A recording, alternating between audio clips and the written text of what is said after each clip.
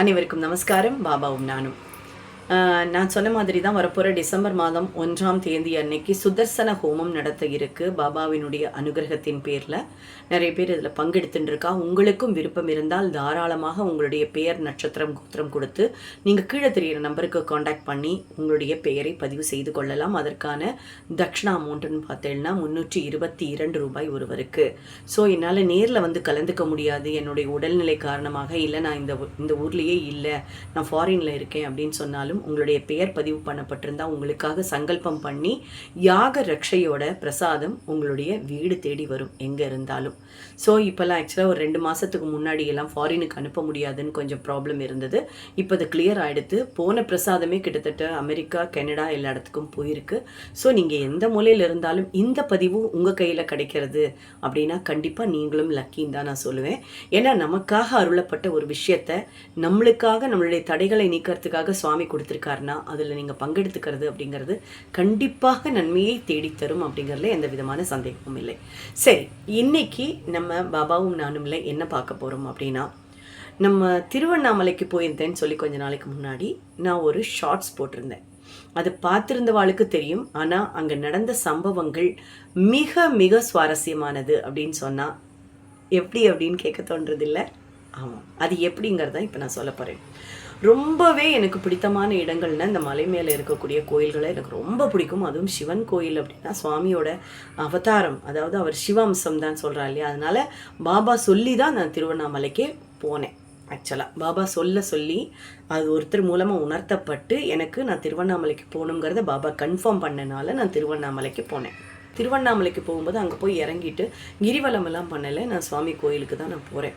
நாங்கள் உள்ளே போகும்போது கூட்டம் இல்லை அப்படின்னு சொல்லிட்டு உள்ளே நடக்க ஆரம்பித்தோம். ரொம்ப ஃப்ரீயாக இருந்தது. திடீர்னு பார்த்தோன்னே என்னோட தங்க பையன் வந்திருக்கான் சிவான்னு சொல்லிட்டு. அவன் என்ன பண்ணான், நேச்சர் கால்ஸ் வருதுன்னு சொல்லிட்டு போனான். அவனுக்காக நாங்கள் என்ன பண்ணோம், நடக்கிற பாதையிலே இருக்கக்கூடிய அந்த ஸ்லாபில் நாங்கள் உட்காந்துட்டோம். போகும்போதே சுவாமியை நினச்சிட்டே போகிறேன். இன்றைக்கி கூட்டமே இல்லைன்னு சொல்லியிருக்கா, உங்களை நான் தரிசனம் பண்ணுறது சீக்கிரமாக முடிஞ்சிடும்னு நினைக்கிறேன் அப்படின்னு சொல்லி சிவன்கிட்ட நான் பேசிகிட்டே போகிறேன். ஸோ கொஞ்ச நேரம் ஆகிடுது, 20 நிமிஷம் ஆகிடுது, 25 இவன் என்னடா பண்ணுறான் அங்கே உட்காந்துட்டு அப்படின்னு தெரில. திடுதிப்புன்னு பார்த்தா கிட்டத்தட்ட ஒரு 300 பேர் நம்மளை கிளாஸ் பண்ணி போகிறான். கிடுகிடு. ஓ, இன்றைக்கி சுத்தம் நம்மளுக்கு ஃப்ரீயாலாம் நம்மளால் தரிசனம் பண்ண முடியாதுன்னு நினைக்கிறேன். அப்போ போகும்போதே உள்ளே கிடக்கும்போதே எங்கள் வீட்டில் அவர் கேட்டார், நம்ம ஸ்பெஷல் டிக்கெட் வாங்கிக்கலாமான்னு. நான் சொன்னேன் வேண்டாம், சுவாமியை நார்மலாக தரிசனம் பண்ணாலே எனக்கு அது சந்தோஷம், நம்ம அப்படியே போய்க்கலாம், இன்றைக்கி தான் கூட்டம் இல்லைன்னு சொன்னால அதனால் அப்படியே போய்க்கலாம் அப்படின்னு சொல்லிட்டோம். நாங்கள் உள்ளே போய் உட்காந்துருக்குற அந்த டைம் பார்த்து கிட்டத்தட்ட 300 பேர் சரசரன்னு போகிறத பார்க்குறோம். இன்றைக்கி கண்டிப்பாக க்யூ இருக்கும் அப்படின்னு தெரிஞ்சிடுது. சரி, அவன் வந்துட்டான். வந்தோன்னே நாங்கள் போகிறோம். கிட்டத்தட்ட ஒரு 30 அடி கூட நடந்திருக்க மாட்டோம். மொத்தமாக கூட்டம் அங்கே தான் இருந்தது. ஸோ வெளிப்பிரகாரத்திலேயே கூட்டம் வந்து சேர்கிற அளவுக்கு அவ்வளோ பேர் உள்ளே போயிட்டான். கண்டிப்பாக நிற்கணும்னு தெரியும். ஸோ நின்றுட்டே வந்துட்டு இருந்தோம். ஆனால் எனக்கு ஒரு விஷயம் ரொம்ப கன்ஃபார்ம் என்ன அப்படின்னா, சுவாமியோட எந்த கோயிலுக்கு போனாலும் உடனே எனக்கு தரிசனம் கிடைக்கும். ஸோ இங்கே நிற்க வைக்கிறாருன்னா ஏதோ ஒரு ரீசன் இருக்குங்கிறது மாத்திரம் எனக்கு நன்னாவே தெரியும். ஸோ வெளிப்பிரகாரம் முடியறதுக்கே கிட்டத்தட்ட 3/4 மணி நேரம் ஆகிடுது. அதில் நாங்கள் ஷார்ட்ஸ் எல்லாம் வேறு எடுத்தோம். ஏன்னா சுவாமி கோயிலில் இருக்கோம்ல அப்படின்னு சொல்லிட்டு குழந்தை ஒரு பக்கம் எடுக்கிறான், நான் ஒரு பக்கம் எல்லாம் எடுத்துகிட்டு இருந்தோம். இது எதுக்குன்னா நம்மளுக்கு ஒரு நினைவு தான், உண்மையிலேயே சந்தோஷமான நினைவுகள். நீங்கள் கூட பார்க்கலாங்க, நின்றுதெல்லாம் நான் எடுத்து இதில் போடுறேன், நீங்கள் பாருங்கள், என்ஜாய் பண்ணலாம்.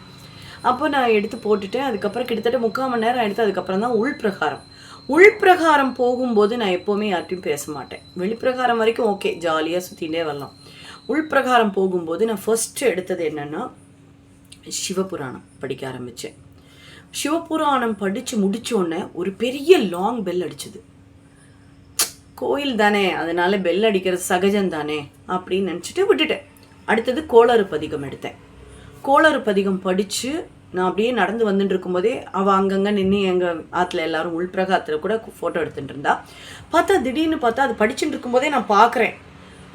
பார்த்தா பெரிய யாக குண்டத்தில் எரிஞ்சுட்டு இருக்கு யாகம்.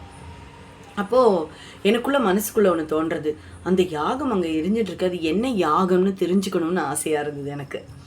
ஸோ என்னவா இருக்கும் அப்படின்னு தெரியல மனசுக்குள்ளே. ஆனால் கோளறு பதிகத்தை பாதியில் விட்டுட்டு இன்னொருத்தட்ட பேசுறதுக்கு எனக்கு மனசு இல்லை. அதனால கோளறு பதிகத்தை நான் கம்ப்ளீட் பண்ணுறேன். வித்தின் அ செகண்ட் எனக்கு திருப்பியும் லாங் பெல் அடிக்கிறது. நம்பவே முடியல என்னால். பிகாஸ் எனக்கு எப்படி இருந்ததுன்னா, நான் அதை ஏற்றுன்ட்டேன், உன்னோட ப்ரேயரை நான் ஏற்றுன்ட்டேன்னு சுவாமி சொல்கிற மாதிரி இருந்தது. அதுக்கப்புறம் எல்லாம் நிசப்தமாயிடுது. அதுக்கப்புறம் பெல் சவுண்டே இல்லை.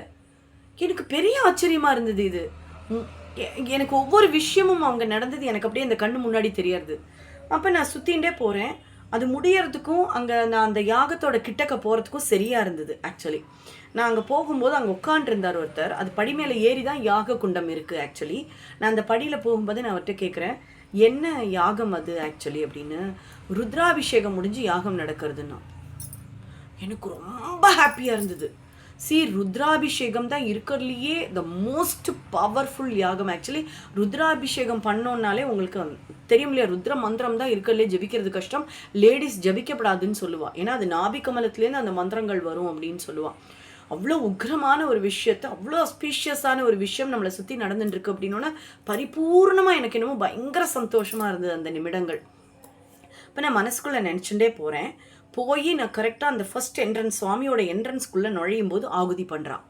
நான் எப்படி பார்க்குறேன்னா, சுவாமி இந்த பக்கம் இருக்குது, யாக குண்டம் இந்த பக்கம் இருக்குது, நான் நடுவில் நிற்கிறேன். ஆகுதி பண்ணுறது எனக்கு டைரெக்டாக என்னால் பார்க்க முடியறது, சுவாமியும் பார்க்க முடியறது. எவ்வளோ பெரிய தரிசனம் அது. உண்மையிலேயே எனக்கு அப்படியே ஒரு மாதிரி ஹாப்பி ஆகிடுது அந்த மூமெண்ட். ஆக்சுவலி நன்னா பார்த்துக்கோங்க, ஆகுதி பண்ணுறது தான் இருக்கிறதுலே மோஸ்ட் ஆஸ்பீஷியஸ் டைம் இந்த யாகம் அப்படின்னு சொல்லுவாள். டியூரிங் த யாகம் அந்த ஆகுதி பண்ணுறதுங்கிறது மிக விசேஷமான ஒன்று. அதை பார்த்தாலே மொத்த யாகத்தையும் பார்க்கறதுக்கு உண்டான பலன் கிடைக்கும் அப்படின்னு சொல்லுவாள். ஏன்னா எல்லாத்தையும் எடுத்து அதில் போடுவாள். ஆனால் நான் உள்ளே போகும்போது நான் ஒரு விஷயம் பண்ணியிருந்தேன். என்னென்னா, வில்வம் வாங்கிட்டு போயிருந்தேன்.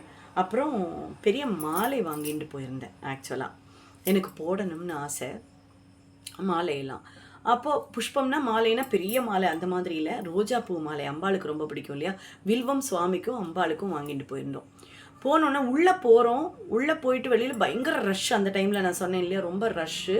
ஆகுதி முடிச்சுட்டு நான் உள்ளே போகிறேன். உள்ளே அதாவது சுவாமியோட அந்த கர்ப்பகிரகம் இருக்கிற இடத்துக்கு நம்ம அதுக்கு முன்னாடி அந்த நந்தி எல்லாம் இருக்கும் இல்லையா, அது மேலே இப்படி ஏறி அங்கே போகிறோம். அங்கே போகும்போது எல்லாத்தையும் அங்கே வச்சுட்டு போயிடுங்க. அதாவது எந்த பூவையோ எந்த விஷயத்தையோ அர்ச்சனையோ எதுவுமே கையில் வாங்கலை அவள். ஏன்னா அவ்வளோ கூட்டம் தள்ளுறது. அவள் அங்கே உட்காந்துன்னு பண்ணிட்டு இருந்தானா மற்ற யாருமே தரிசனம் பண்ண முடியாது. அதனால் அவள் கிளம்புங்கன்னொன்னே எனக்கு மனசுக்குள்ள ஒரே சங்கடம். ஏன்னா நம்ம போடணும்னு சொல்லி வந்தது, அது ஏறதை பார்த்தோன்னா ஒரு சின்ன சந்தோஷம் கிடைக்கும் இல்லையா. அதனால நான் என்ன பண்ணிட்டேன், அந்த பூவை எதுவுமே கொடுக்கல, கையோடு எடுத்துன்னு வந்துட்டேன். வில்வத்தை எடுத்து அங்கே நந்தி, பெரிய நந்தி இருக்குது, அதுக்கு ஃபுல்லாக ஃபென்சிங் பண்ணியிருக்கா. ஆக்சுவலி அந்த இரும்பு கம்பி போட்டு கட்டியிருக்கா, அதுக்குள்ளே யாரும் போக முடியாது. நான் இங்கேருந்து நந்தி பகவானுக்கு எடுத்து அந்த வில்வத்தை போட்டுட்டு நான் அவர்கிட்ட சொல்கிறேன், இதை தயவு செஞ்சு சிவ பகவான் சேர்த்துடுங்கோ அப்படின்னு சொல்லிட்டேன். எனக்கு அதில் பயங்கர பரம திருப்தி ஆக்சுவலாக. ஏன்னா இவர் மூலமாக தான் நம்மளுக்கு ஆசீர்வாதமே கிடைக்கும். நந்தி பகவான் சொல்லிட்டாருன்னா எல்லாமே நம்மளுக்கு சித்தி ஆகிடும் அந்த இடத்துல. அதனால் நான் அவர்கிட்ட அதை போட்டுட்டு நான் அவர்கிட்ட வேண்டின்ட்டு நான் வந்துட்டு வெளியில் நின்றுட்டு நான் யோசிக்கிறேன், அந்த யாக குண்டம் முடிஞ்சு போச்சு, அதுலேருந்து ரக்ஷா கிடச்சா பரவாயில்லையா அப்படின்னு. இதை கூட நான் ஷார்ட்ஸில் ஓம்கார் ஜோதியில் போட்டிருந்தேன். அப்போது நான் என்ன பண்ணினேன், அந்த என் குழந்தை என்ன பண்ணால், நடந்து வர வழியில் இருக்கக்கூடிய கம்பிக்கு நடுவில் போயிட்டு வந்துட்டு இருந்தான். அவன் ரொம்ப ஒல்லியாக இருப்பானா, இந்த கம்பிக்குள்ளே போயிட்டு அந்த கம்பிக்குள்ளே வரது இப்படியே பண்ணிட்டு இருந்தான். அப்போ நான் அவங்ககிட்ட சொன்னேன், கண்ணா இப்போ நம்ம வெளியில் இந்த பக்கம் வந்து நிற்கிறோம், இந்த இப்போ போயின்னு இருக்கிற கியூ சுவாமியை பார்க்கறதுக்காக போகிறது, இதை தாண்டி போனால் தான் யாக குண்டம் இருக்குது, நீ இந்த கம்பி வழியாக போய் அந்த கம்பி வழியாக அவள்கிட்ட கேட்டு ரக்ஷை மாத்திரம் வாங்கிட்டு வரியா அப்படின்னு கேட்டேன். எனக்கு என்னமோ மனசுக்குள்ளே ரக்ஷை கிடச்சிதுன்னா எனக்கு ரொம்ப ஹாப்பியாக இருக்குமே அப்படின்னு தோணித்து.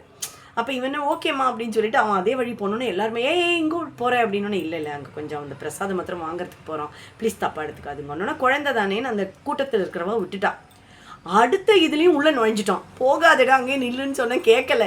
குண்டம் இருக்கிற ஏரியாக்குள்ளே போயிட்டு அவள் என்ன சொன்னேன், இங்கெல்லாம் வரக்கூடாது, போ அப்படின்னு சொன்னோன்னே நான் சொல்லியிருந்தேன், அந்த மாமாட்ட தான் நீ கேட்கணும் அப்படின்னு சொல்லியிருந்தேன். ரொம்ப வயசான மாமா அங்கே இருந்தா, நீ அந்த மாமாட்ட கேட்டீங்கன்னா அவள் கண்டிப்பாக தருவா அப்படின்னு சொன்னேன். இப்போ இவன் என்ன பண்ணா, நேராக அங்கே போயிட்டு தாத்தா அப்படின்னு கூப்பிட்டுட்டான். அவர் என்னம்மா அப்படின்னு கேட்டோன்னே, எனக்கு ரக்ஷை தரையலா அப்படின்னு கேட்டுடுத்து குழந்தை.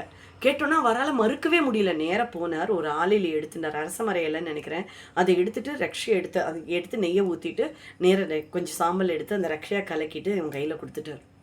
இவன் அதே வழியில் வெளியில் வந்துட்டான். எனக்கு எவ்வளோ ஹாப்பியாக இருந்தது தெரியுமா. ருத்ராபிஷேகம் பண்ணி யாக குண்டத்தில் யாகத்தை வளர்த்து அதுலேருந்து ஆகுதியை பார்த்து ஒரு பிரசாதம் கைக்கு வரணும்னா பல ஜென்மங்கள் நம்ம புண்ணியம் பண்ணியிருக்கணும். இவ்வளோ பெரிய கோவிலில், புராதனமான கோவிலில் ருத்ராபிஷேகம் பண்ணி யாகம் நடத்தி அதிலிருந்து ஒரு பிரசாதம் கிடைக்கிறதுனா இப்போ தெரியறதா அந்த காத்திருப்புக்கான பலன் நான் சொன்னேன் தெரியுமா உங்கள்கிட்ட. அதுதான் நான் மட்டும் சுவாமியை ஸ்பெஷல் தரிசனத்தில் போய் பார்த்துருந்தேன்னா ஆகுதியை பார்த்துருக்க மாட்டேன், எனக்கு யாக பிரசாதம் கிடச்சிருக்காது.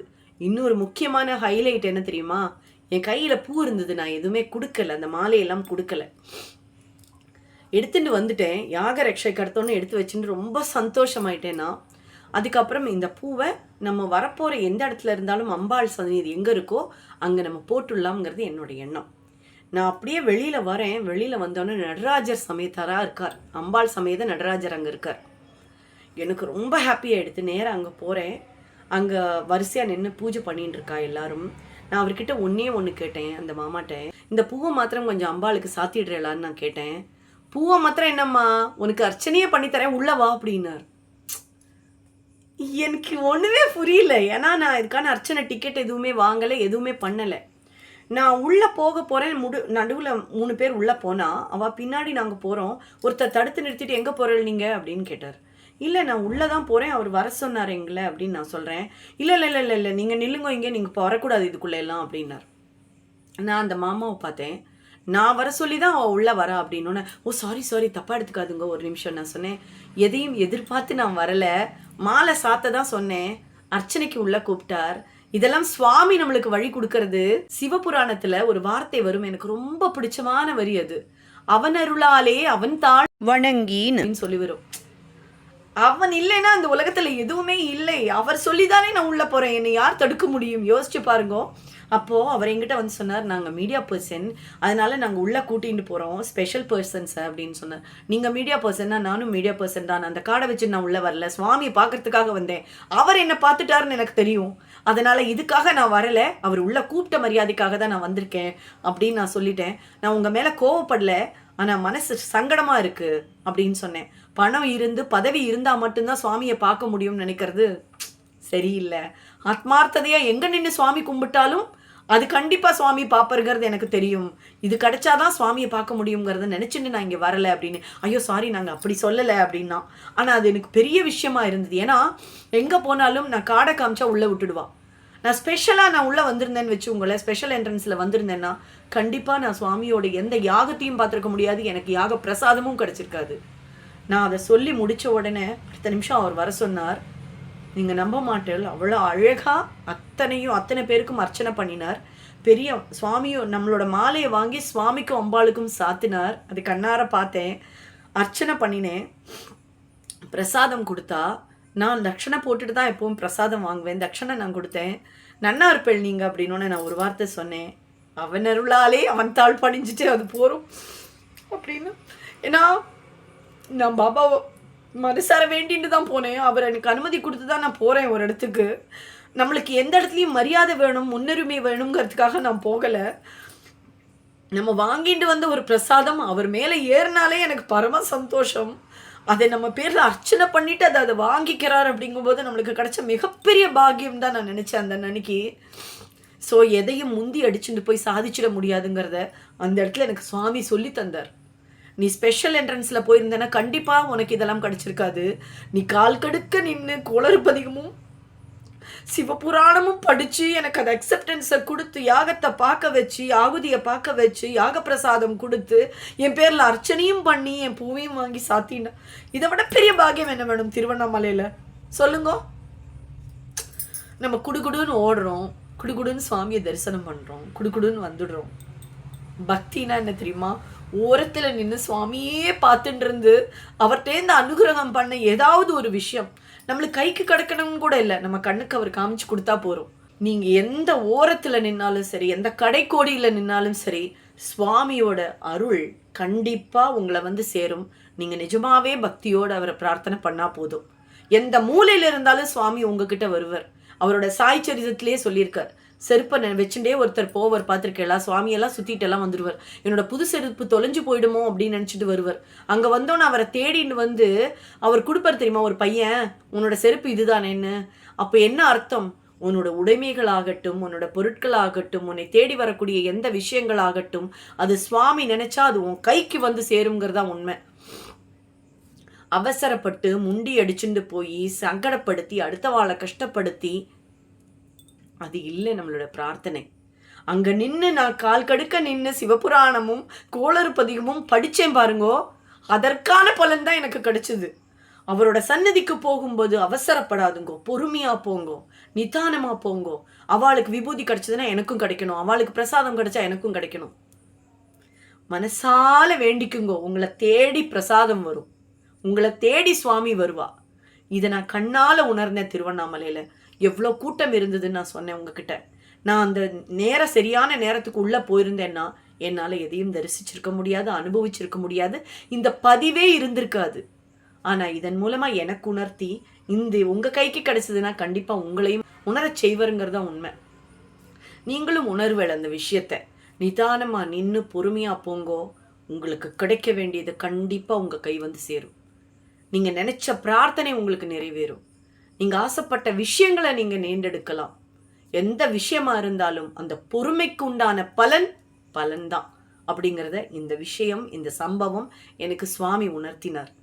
அதனால் இனிமேல் கோயிலுக்கு போகும்போது ஓடி பிடிச்சி ஆடின்றெல்லாம் உள்ளே போய் கடன்னு உள்ளே போய் முடிச்சுட்டு 100 ரூபா கொடுத்துட்டோமா குடுகுடுன்னு ஓடி போய் பார்த்துட்டு வர, நிதானமாக நின்று தரிசனம் பண்ணிட்டு வாங்கும். அதில் ஒரு சந்தோஷம் இருக்குது, அதில் பரம திருப்தி இருக்குது, அதில் பரிபூர்ண ஆசீர்வாதமும் நமக்கு கிடைக்கும். இதில் ஒரு விதமான சந்தேகமும் இல்லை. ஸோ இனிமே உங்களுடைய பார்வையும் கண்டிப்பாக மாறுங்கிற நம்பிக்கை எனக்கு இருக்குது. இந்த பதிவு உங்களுக்கு ரொம்பவே பிடிச்சிருந்ததுன்னா கண்டிப்பாக முடிஞ்ச அளவுக்கு எல்லாருக்கும் கொடுங்கோ. ஏன்னா மக்கள் எல்லாம் நினச்சிக்கிறா நம்ம பாதத்தை தொட்டா போகிறோம், அவரோட கையை தொட்டா போகிறோம். நீங்கள் தொடவே வேண்டாம், ஒதுங்கி நின்று அவரை பார்த்துட்டே இருங்கோ, கண்ணார தரிசனம் பண்ணுங்கோ. உங்களுடைய வாழ்க்கை மாறுங்கிறது சத்தியமாக சொல்கிறேன். உங்கள் வாழ்க்கை மாறும். சுவாமியோட விக்கிரகத்தை பெண்கள் தொடவே கூடாது தெரியுமா? தொட்டா அது பாவம் தான் சொல்லுவான். நம்முடைய சாஸ்திரத்திலே சொல்லப்பட்டிருக்கு. எந்த விக்கிரகத்தையும் தொடாதுங்கோ, தள்ளி நின்று நீங்கள் தரிசனம் பண்ணுங்கோ, அதற்கான பலன் கூடுதல்.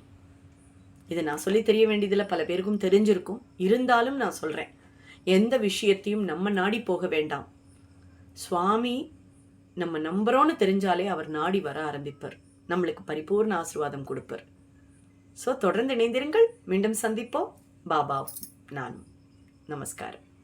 ருத்ராபிஷேகம் நடக்கிறது கோயிலில். இதுதான் நந்தி.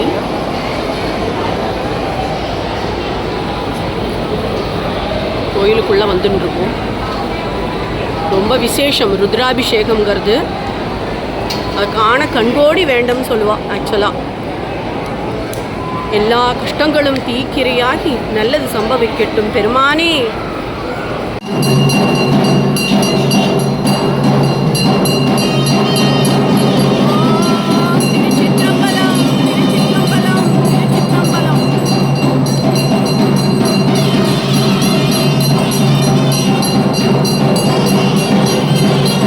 அபிஷேகம் முடிஞ்சிட்டு இந்த குட்டீஸ் போயிட்டு ரக்ஷா வாங்கிட்டு வந்திருக்காங்க.